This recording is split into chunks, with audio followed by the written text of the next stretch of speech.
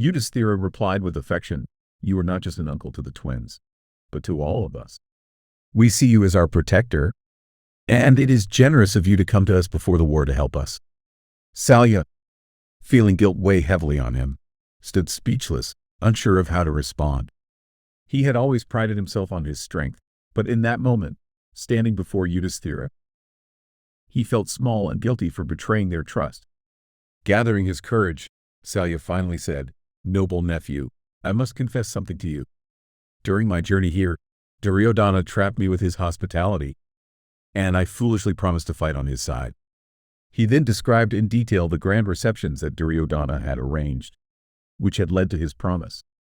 Realizing his own mistake, Yudhisthira calmly replied, "Great warrior, I cannot blame you.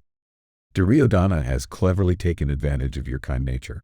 The fault lies with me for assuming your support without question. This is a consequence of my own carelessness." Salya, wanting to comfort Yudhisthira, said, "Do not worry, my dear nephew. One warrior alone cannot change the course of the war. Though I may fight for the Kauravas, I know deep in my heart that righteousness is on your side." Salya, though committed to fighting for the Kauravas, tried to comfort Yudhisthira. "Where there is righteousness, there is victory. Even though I will be on the other side, I still wish you success.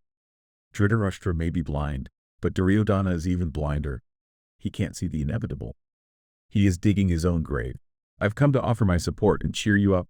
Yudhisthira, touched by Salya's words, responded, "Great uncle, we know your blessings are with us. Duryodhana desperately needs you. Karna is his prized warrior, and he will likely ask you to be Karna's charioteer, especially when the final battle with Arjuna comes. While I can't ask you not to do it, I hope you will ensure Arjuna doesn't fall to Karna because of your involvement."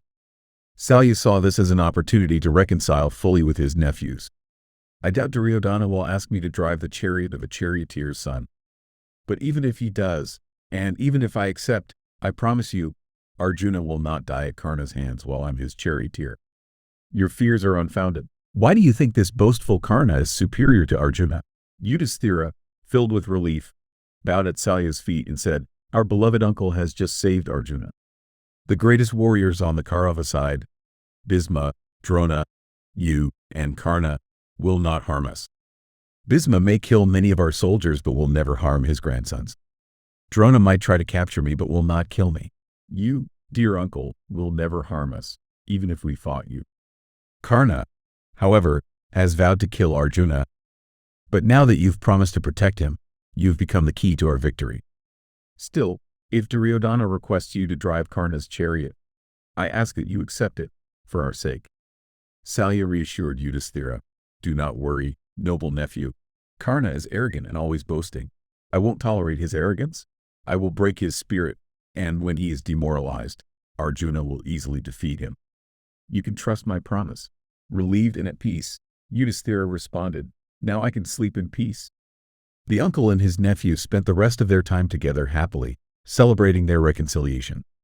Salya, reflecting on Duryodhana's arrogance, predicted his downfall and told the story of Nahusha to show how pride leads to destruction.